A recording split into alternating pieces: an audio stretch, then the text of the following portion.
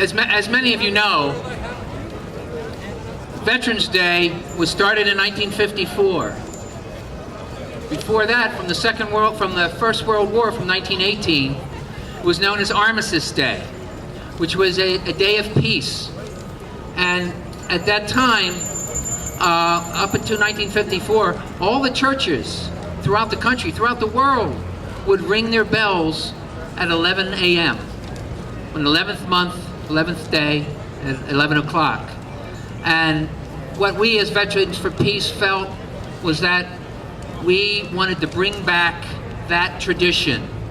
So this year we contacted a number of churches, and as of right now, over 40 churches were ringing their bells at 11 o'clock. The Archdiocese of Boston sent out a notice to all the churches, as did the UCC and the Conference of Churches. So we really don't know how many, but we've started this tradition and we're going to keep up this tradition, and so that November 11th will be a day to show respect and at the same time to talk about and think about peace and hopefully remove us from these endless wars.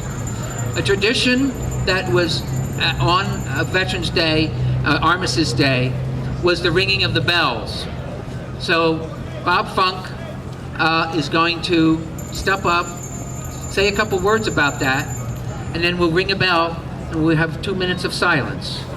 Bob Funk is a decorated combat vet from Vietnam. Bob Funk.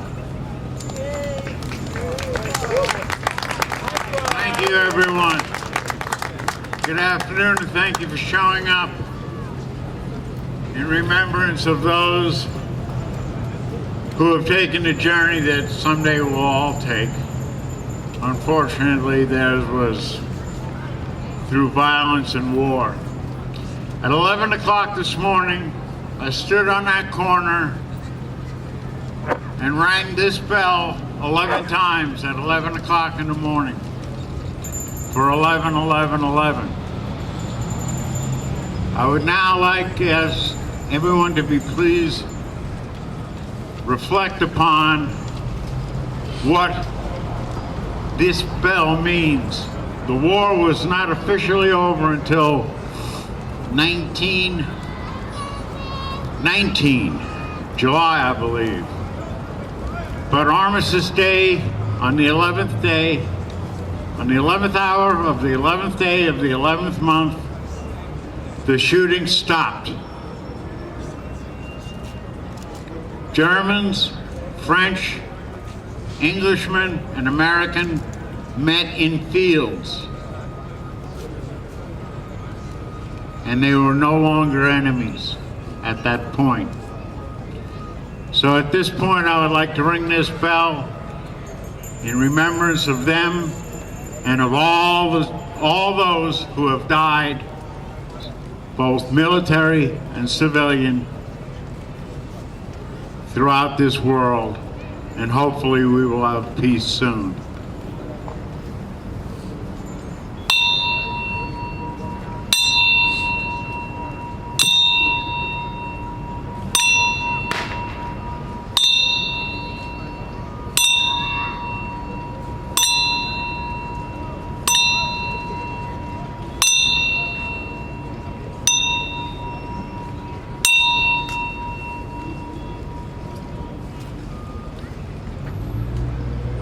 Thank you all from the bottom of my heart for being here and honoring those that have gone on before us. You know, if we may have 2 minutes of silence.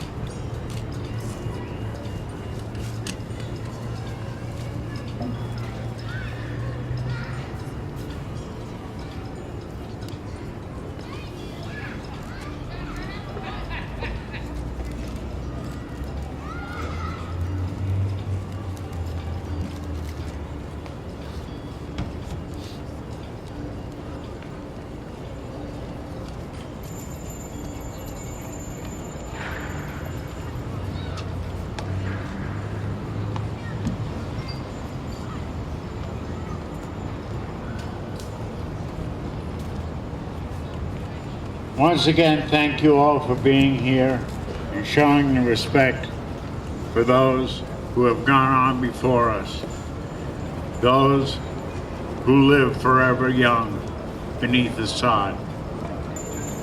Thank you. Rob Morris sent me a message the other night, and he had listed a couple songs for peace from the First World War. And I looked them up, and I don't have my banjo with me. This really isn't conducive to a banjo. I'm going to do my best, and I may not get the tune right, but it's more about the words of this song that is universal and I think eternal. Well, how do you do, young Willie McBride? Do you mind if I sit down here by your graveside and rest for a while neath the warm summer sun? I've been walking all day and I'm nearly done. I see by your gravestone you were only 19 when you joined the great fallen of 1916. I hope you died well, and I hope you died clean. Or young Willie McBride, was it slow and obscene? Did they beat the drum slowly? Did they play the fife lowly? Did they sound the death march as they lowered you down? Did the band play the last post and chorus? Did the pipes play the flowers of the forest? Did you leave a wife or a sweetheart behind?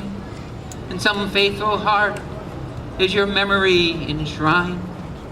Although you died back in 1916, in that faithful heart are you forever 19?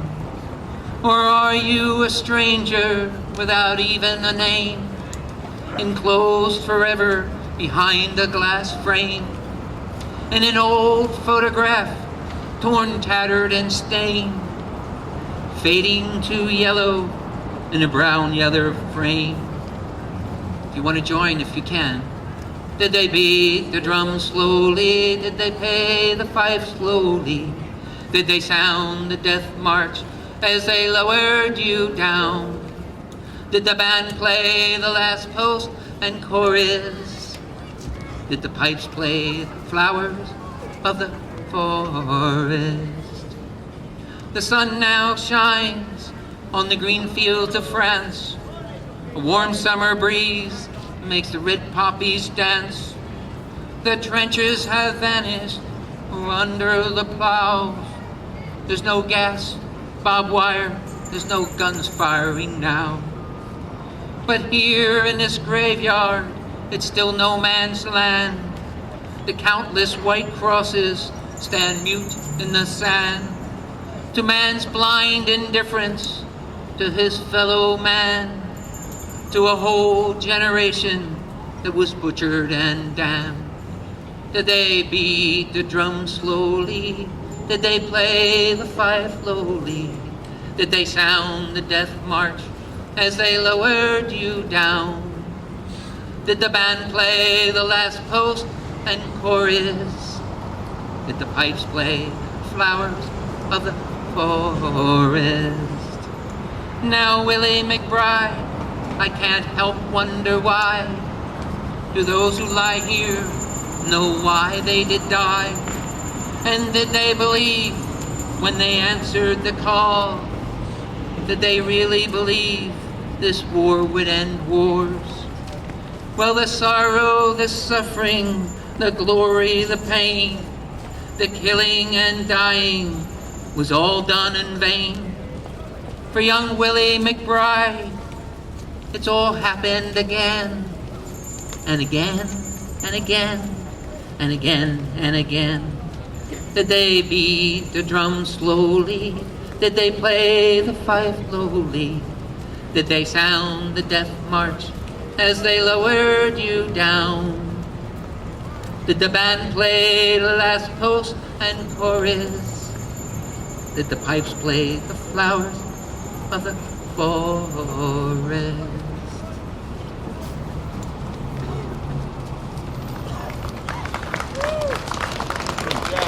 Laura Hoke will now give the welcoming.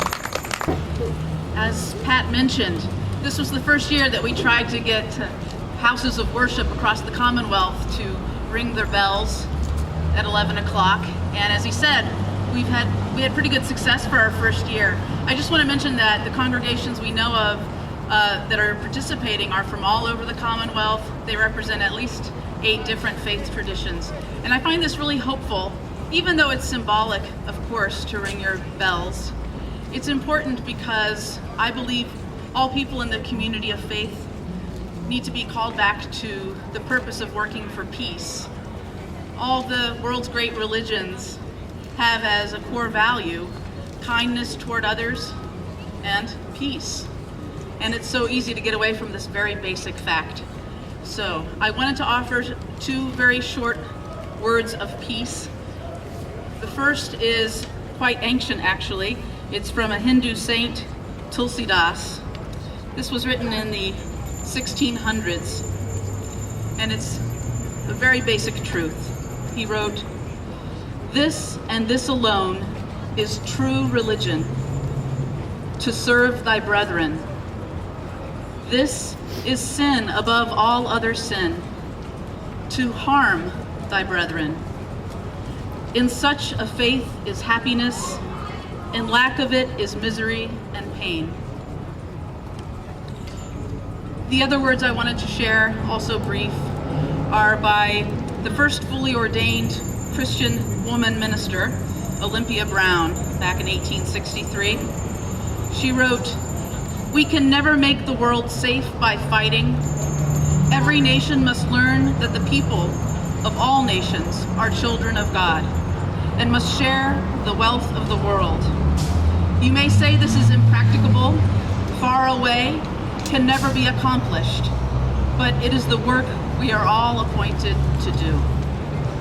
So this Armistice, or Veterans Day for Peace, I would call on all of us to remember that this is our deepest calling. May we remember today with great compassion all the veterans, many of whom returned from time of war and other types of military service with diseases of body, mind, or spirit.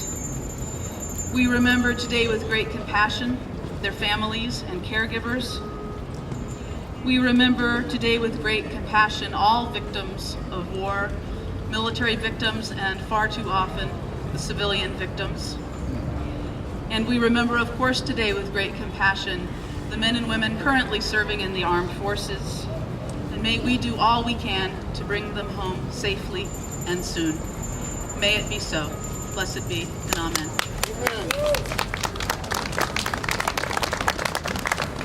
Way down the back.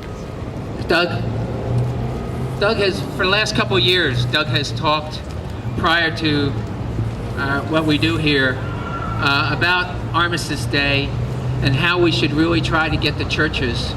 And this year we actually did it, and a lot of work went into it with Doug and Laura.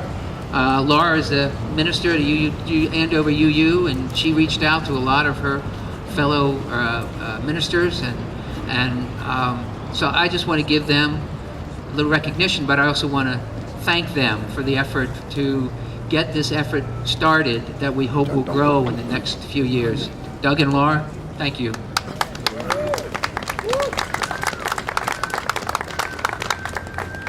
What we have now is our veterans from different wars who will step up and speak about what Armistice/Veterans Day means to them. And our first speaker is Dudley Hartung, who's a Korean War veteran. Dudley?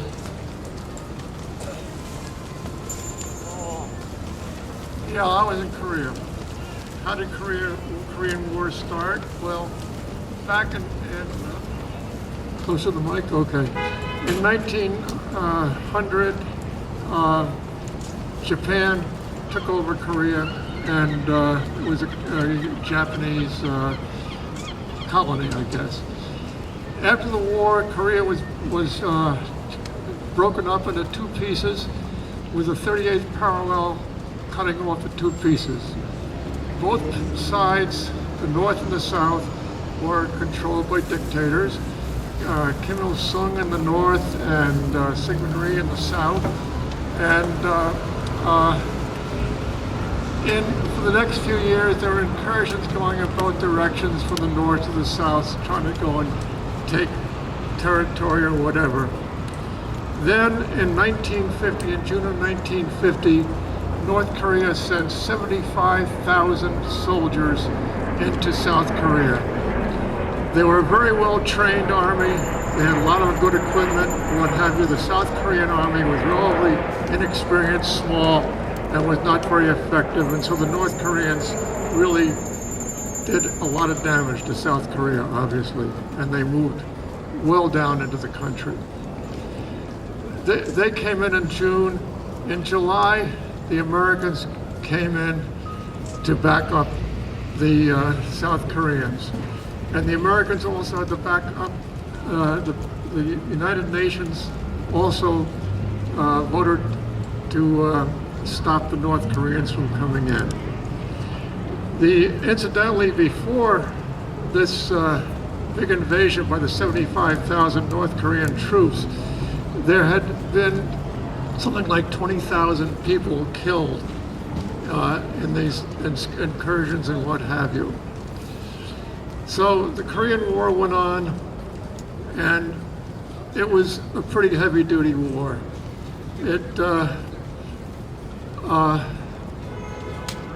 People were really hurt.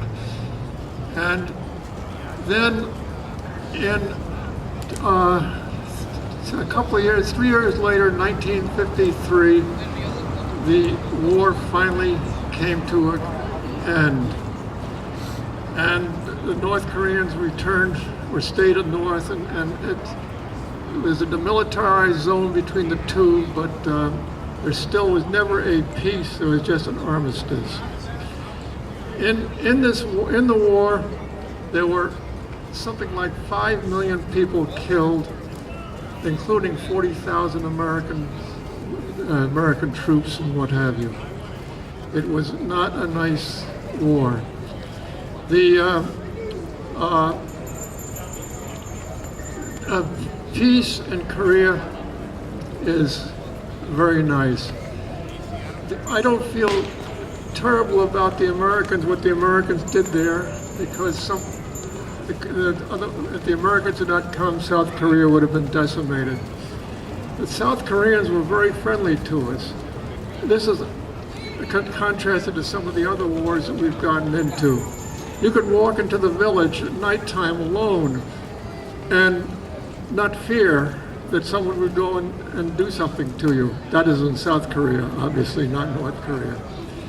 So, anyway, Korea represents a typical war in that you had a leader, a Caesar or a Napoleon or a Hitler or a Bush that wants to go and prove how tough they are and sends in their people to be killed, to kill other people, to gain something for themselves. So anyway, thank you all.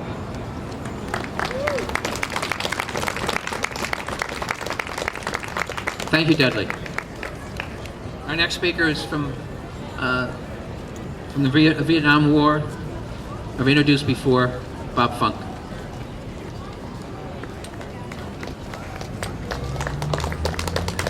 Good afternoon again.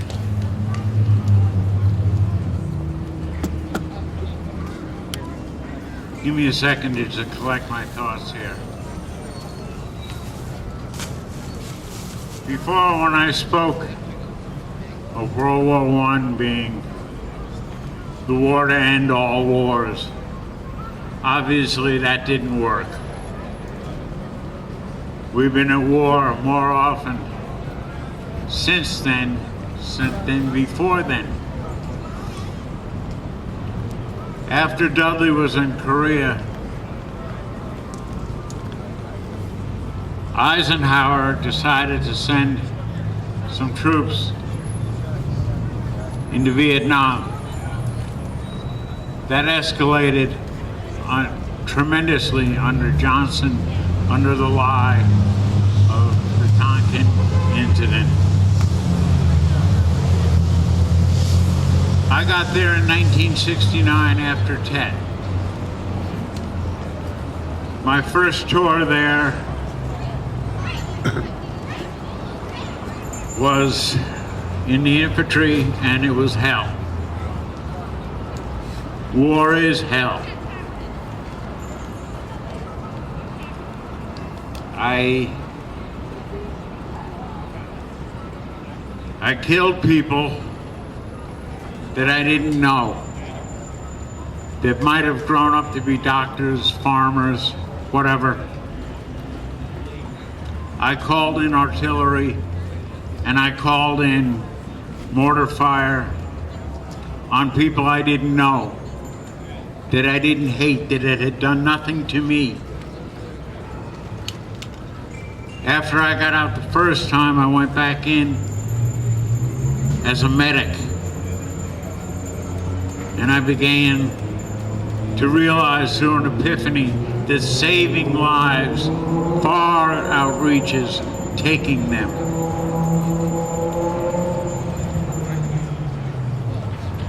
I stand before you as both a killer and a healer. I would much rather be a healer. I would much rather that Vietnam had never happened. There was no reason for it. And the 54,000 plus that died, Americans that died, plus those that are missing, and the millions of Vietnamese, Laotians, and Cambodians that died quite literally for nothing. I hope and I pray that I get to see the beginning of a world with peace. I hope and I pray that my son will see that carry further on, and I hope and I pray that my grandson can live in a world where people can realize that we are all human beings and need to be treated with dignity, respect, and honor.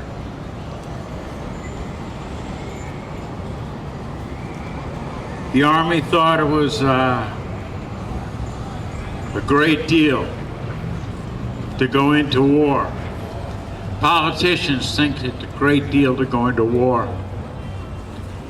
Those who make money think it's a great deal to make a war. Well, I have a suggestion.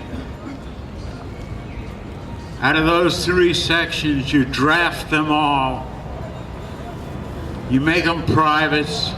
You give them 3 rounds. You put them on the front line, and you say, goodbye, we'll see you later. You fight your own damn war. May we finally come to the conclusion that war solves nothing and creates nothing but hell. I thank you all, and for all of those who served with me, for all of those who support peace, I thank you, and I ask you to keep up the good work of pressing home our message of peace, that we can finally live together as one human community. Thank you.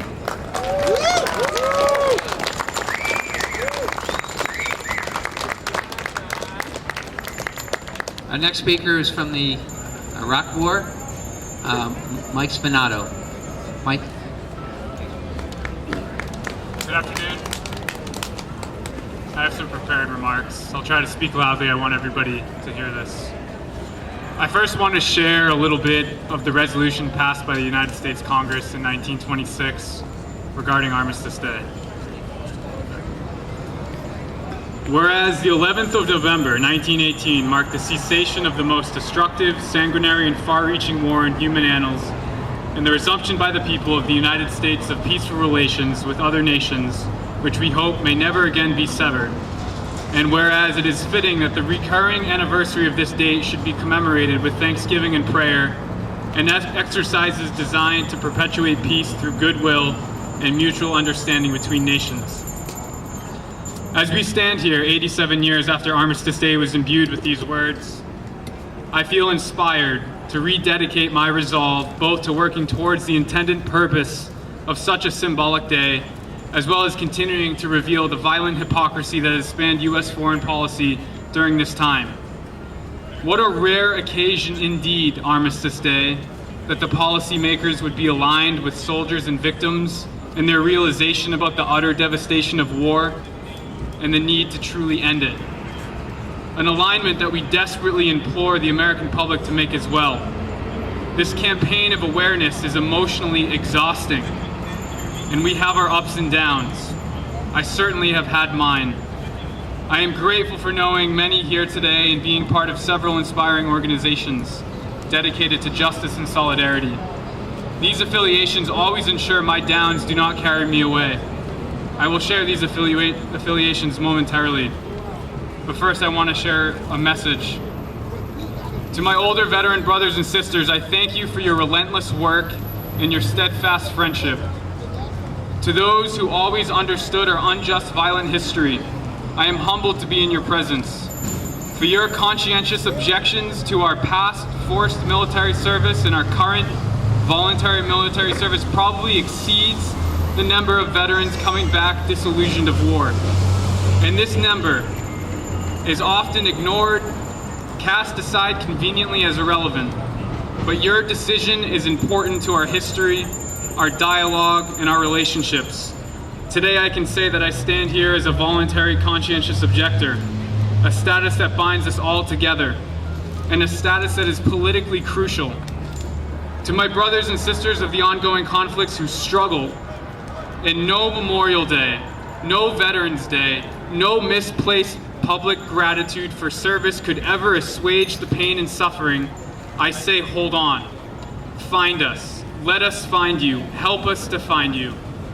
You are not alone. And to the victims of war, if you will take me armed with a stethoscope rather than a rifle, then I humbly ask to serve you. I can see the path of peace laid out by others, and it is lined with healing and partnership, not with state-sponsored violence and terrorism. In 2008, Iraq Veterans Against the War struggled internally with the subtle political differences between the war in Iraq and the war in Afghanistan. Upon our public statements against the war in Afghanistan, we lost members. When we then made statements about Palestine and gender issues, we lost more members.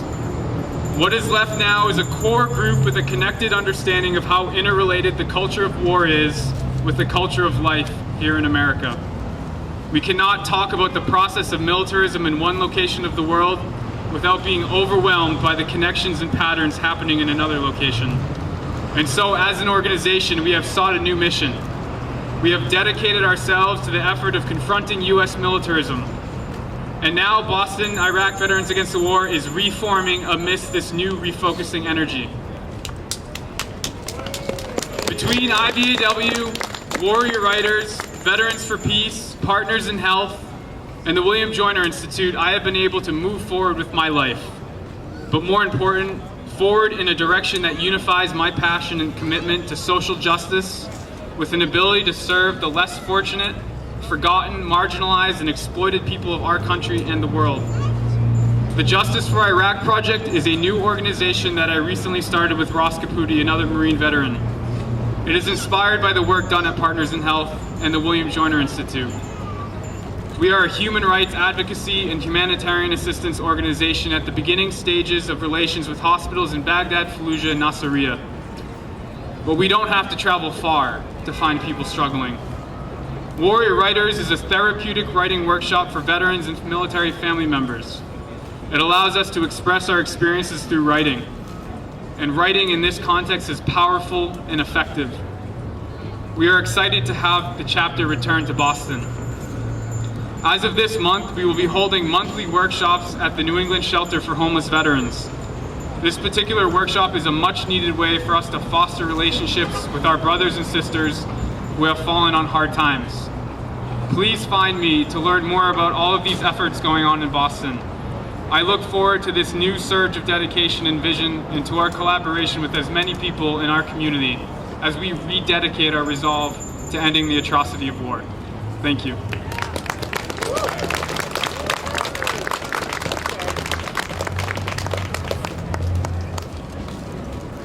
Thank you, Michael. Our next speaker is John Mayer from the Leftist Marching Band. He's going to tell us a little bit about something that we don't know, that we're not familiar with, but the National Peace Jubilee that took place right here in Boston. And John? Thank you, Pat. First of all, I wanted to say how honored I am, how humbled I am to be here supporting the efforts of the Veterans for Peace. This is the 5th year the band has come down and been part of this event, and every year it's a very moving and remarkable experience for me. So thanks, Pat, to you for your work and to all the Vets for Peace here. So I mentioned to Pat a story. As a musician, I like to believe that the music I do makes a difference, that does something to change attitudes, to give people a different perspective about the world, maybe to help them think differently about war and make them come over to the side of peace. I mentioned to Pat an interesting story about Patrick Gilmore, who was an Irish immigrant who came to Boston in 1849 and began his career as a musical performer and a band leader. He served in the Civil War, and in 1864 composed the song "When Johnny Comes Marching Home," and it became a very powerful and strong message about the war and some of the impact the Civil War had. He came back to Boston and once again picked up his instrument and led Boston bands, and he organized in 1869 something called the National Peace Jubilee. They built a special building for that, and for 3 days in July on Copley Square, over 30,000 people came every day to hear the performance. There were 1,000 musicians, 10,000 voices that sang together for peace, to recognize the peace that came after the Civil War and to raise money for the widows and families who had been affected by the Civil War. So it's remarkable to think that Boston has a legacy of using music to make change and to do something to honor peace. And I hope that we can continue that with our work for the Vets for Peace and other movements that we take part in. So we're going to play "When Johnny Comes Marching Home." Pat's provided some lyrics for you if you don't know the piece. What I think I'm going to suggest is that we do, it's on the program, we'll sing the first verse and the last verse, because there's a lot of verses and there's more speaking to come. So the band will play it once through, then let's everybody sing the first and last verse on your program, and then the band will wrap it up with 1 or 2 more times through. So once again, thanks to the Vets for Peace for what you do, and let's hope we can make a difference and end some of this war that's happening in our world. Last verse, Pat's verse, or the original? The last verse, Pat's verse. All right. Let's get the drums to start us off. Drums to start it off a couple times through.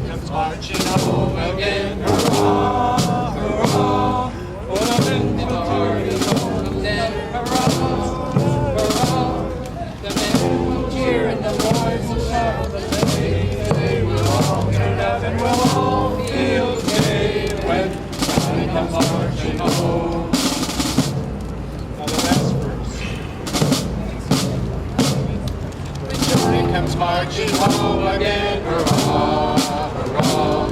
We'll end the war in Afghanistan. Hurrah, hurrah.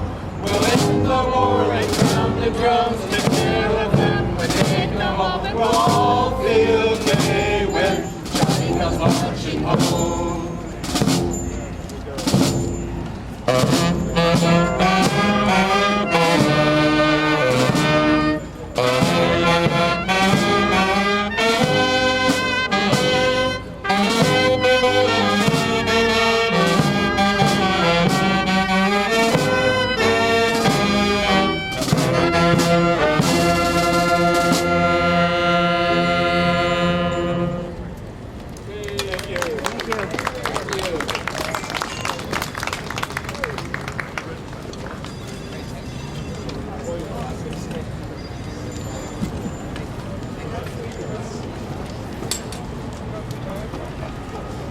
The leftist marching band, their motto is our music is better than it sounds. We have an in-house house band.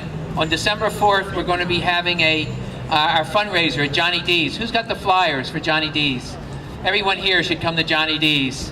So we have an in-house house band and Public Interest who will be playing then. That's our in-house house band. And we're proud to refer to the leftist marching band as our outhouse house band. Goes along with their motto.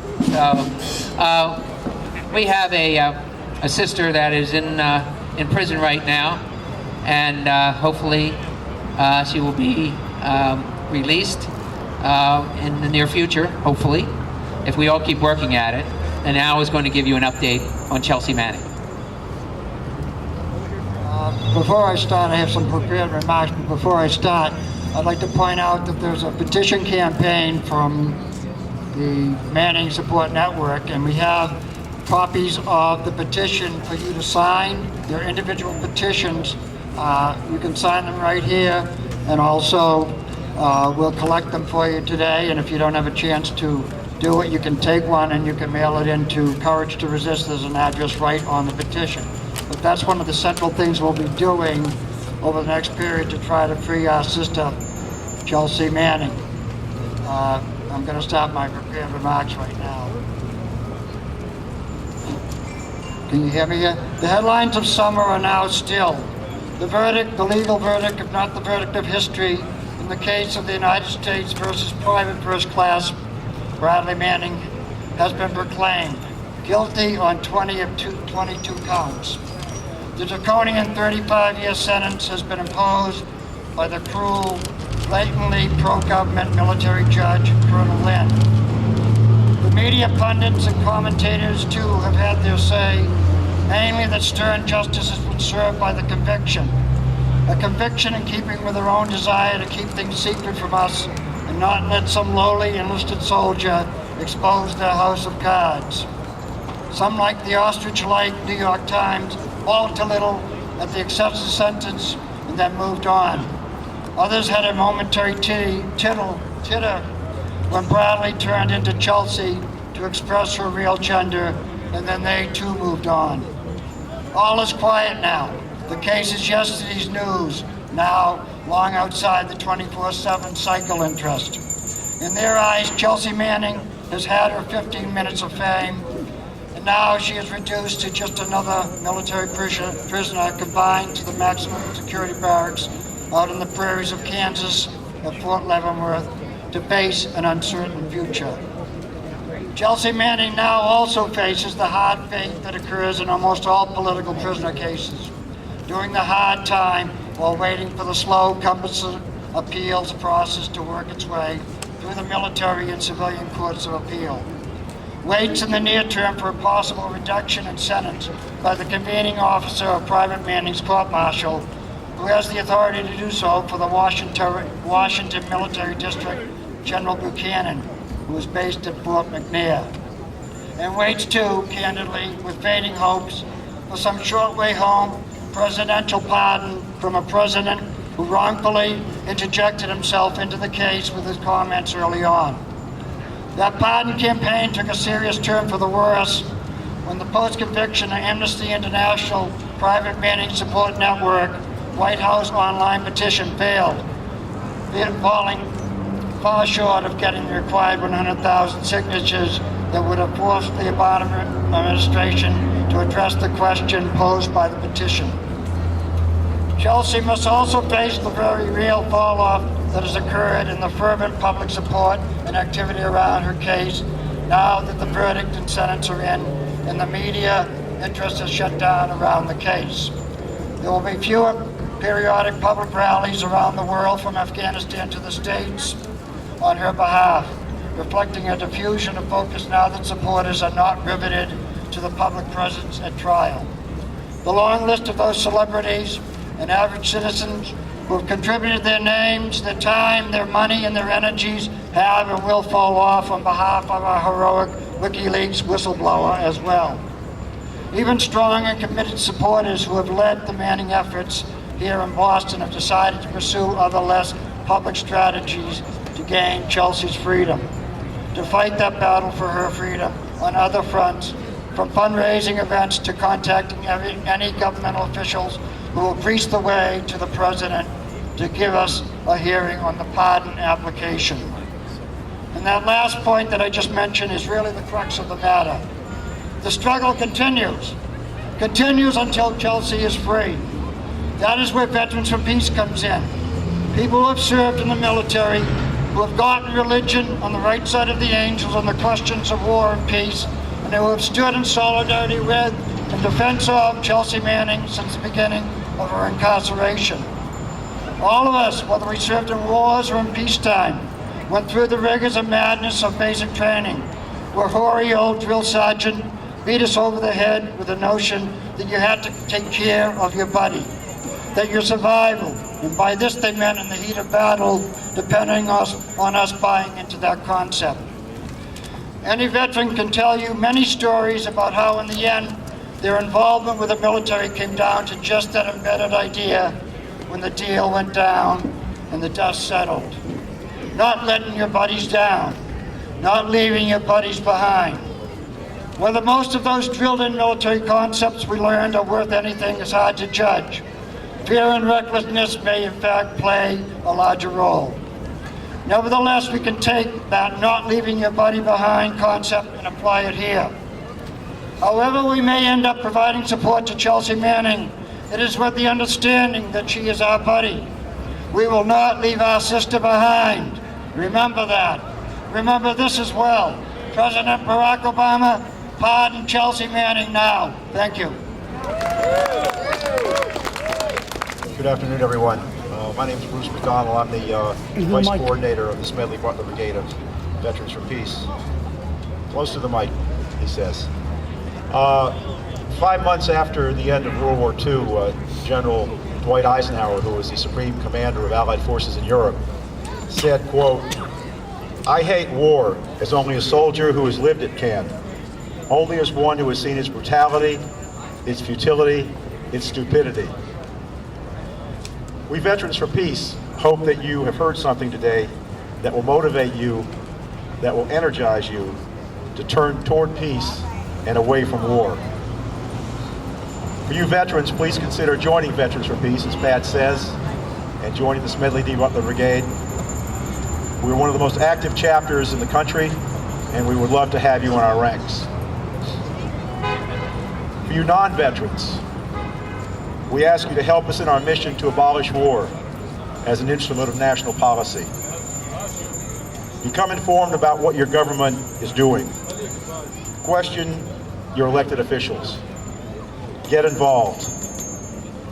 If you do that, you truly will be supporting the troops. I'd like to close with another quote from Dwight Eisenhower.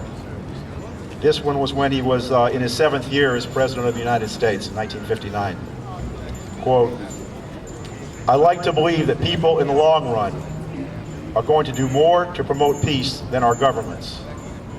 Indeed, I think that people want peace so much that one of these days, governments had better get out of the way and let them have it."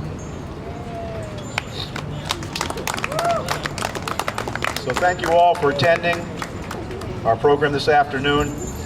We look forward to seeing you on November 11th 2014, same place.